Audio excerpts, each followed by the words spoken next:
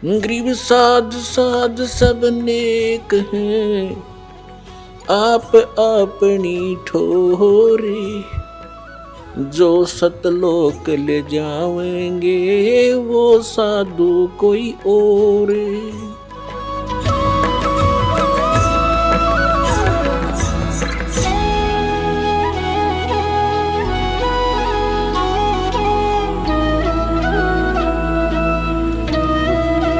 अब देखो श्री खेमामल सिंह जी की मृत्यु कैसे हुई। ये है सतगुरु के परमार्थी कृष्णों के वृंतांत। ये पुस्तक है, पहला भाग।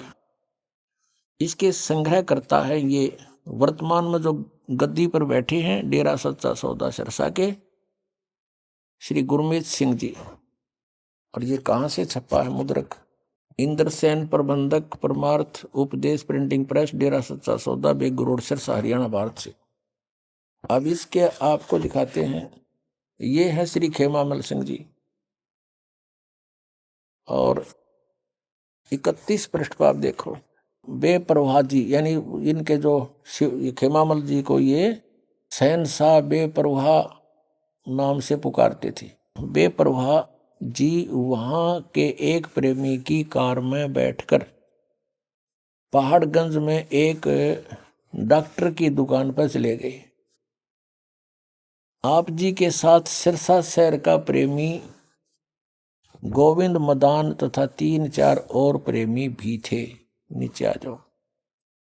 अब वहां उनसे डॉक्टर से बातें करी और वो अपने बताई मैं बीमार हूं। तो इतने में डॉक्टर ने हुक्म के अनुसार यानी क्या अभी इंजेक्शन लगेगा तो इसने खेमामल जी ने कह दिया लगा दे। इतने में डॉक्टर ने हुक्म के अनुसार बेपरवाह जी का इंजेक्शन लगा दिया। उसके साथ ही आप वहीं बेंच पर लेट गए। कौन? खेमामल जी बिलोचिस्तानी शाह मस्ताना बेपरवाह जी बेंच पर लौट गए और इंजेक्शन से रिएक्शन होगी, तलुओं में जलन होगी, पैरों में का बहाना करके धन धन सतगुरु का नारा लगा दिया।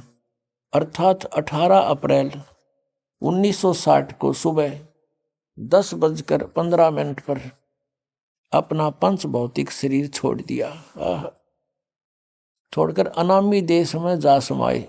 यह दृश्य देखकर डॉक्टर के पसीने छूट गए। वह भौचक्का रह गया कि अब क्या होगा। बाबा जी के अनुयायी उसे बर्बाद कर देंगे और उस पर कत्ल का इल्जाम लगाकर अदालत में सजा करवाएंगे। पुण्यात्माओं, अब देखो संत और इंजेक्शन तो मरे रिएक्शन थे धिक्कार ऐसी भक्ति को है। ये तो पहले तो और के दुख दूर करें थे और अपनी जान नहीं बचा पाए। क्योंकि कारण क्या है? ये पुण्यात्मा थी, पूर्व जन्म के इनकी बैटरी चार्ज थी और वह बैटरी होगी डिस्चार्ज। आगे भक्ति ठीक थी नहीं।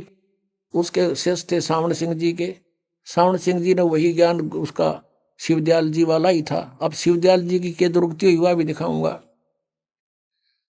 अब ये क्या बताते हैं कि अनामी देश में चले गए। अनामी देश में ये चले जाते हैं तो बूंद समुद्र में मिल गई। फिर ये क्या कहते हैं कि वही शाह मस्ताना खेमामल जी दोबारा गुरमीत सिंह जी के रूप में आ चुके हैं, जन्म ले लिया दोबारा। अरे गीता जी अध्याय नंबर 15 के श्लोक नंबर 1 से 4 में स्पष्ट किया है कि जब तत्वदर्शी संत मिल जाए उसके पश्चात उसके बताए अनुसार साधना करने से परमेश्वर के उस परम पद की खोज करनी चाहिए, जहां जाने के बाद साधक फिर लौटकर कभी संसार में नहीं आता। फिर खाक मुक्ति हुई इसकी। अब दिखाते हैं आपको। अगर ये ही दोबारा आ गया तो इसका कारण ये हो सकता है कि इसके कुछ और पुण्य शेष थे और ईब ये गुरमीत सिंह राम रहीम के रूप में उन कति बर्बाद करेगा। राज भोग रहा है। आगे 8-8, 9-9, 10-10 गाड़ियां चलती हैं। आज राजा को सुख नहीं उसको प्राप्त है तो ये अपने कति कर्म बिगाड़ के अगले जन्म में पता नहीं कौन सी योनि में जाएगा।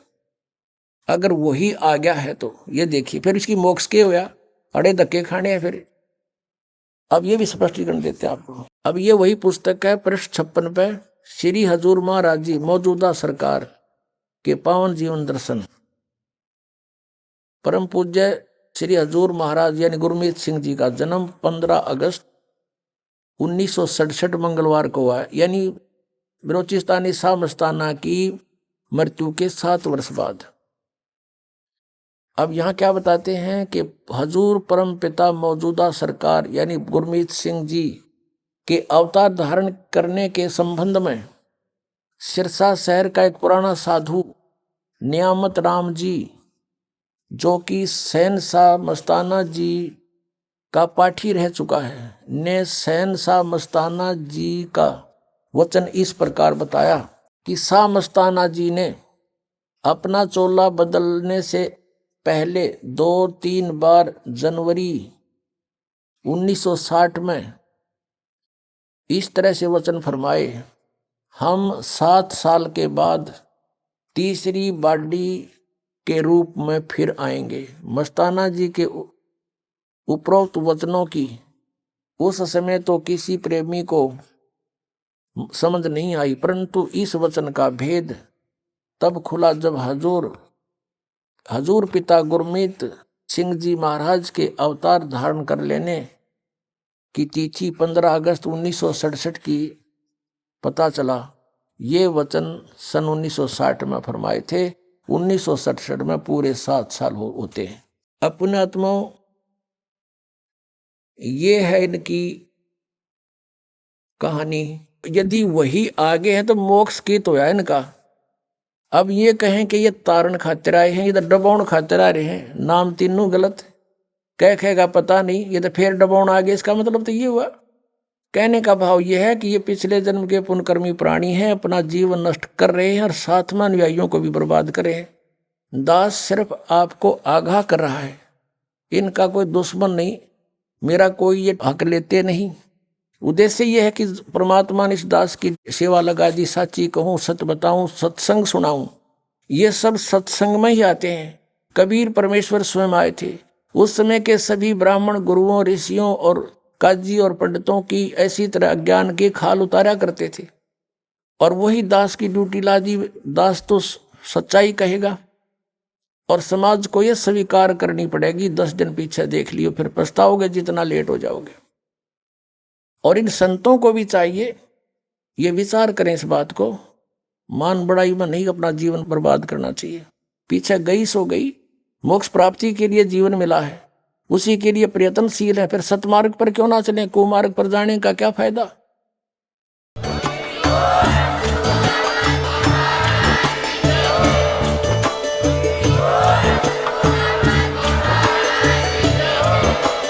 आप सुन रहे थे जगत गुरु तत्वदर्शी संत रामपाल जी महाराज जी के मंगल प्रवचन। अधिक जानकारी के लिए विजिट कीजिए हमारी वेबसाइट www.jagatgururampalji.org। संत रामपाल जी महाराज जी के शुभ आशीर्वाद से पूरे विश्व भर में 500 से भी ज्यादा नाम दीक्षा केंद्र हैं, जिन पर संत रामपाल जी महाराज जी द्वारा ऑनलाइन निशुल्क नाम दीक्षा दी जा रही है। अपने नजदीकी नाम दीक्षा केंद्र का पता करने के लिए संपर्क करें 8222880541।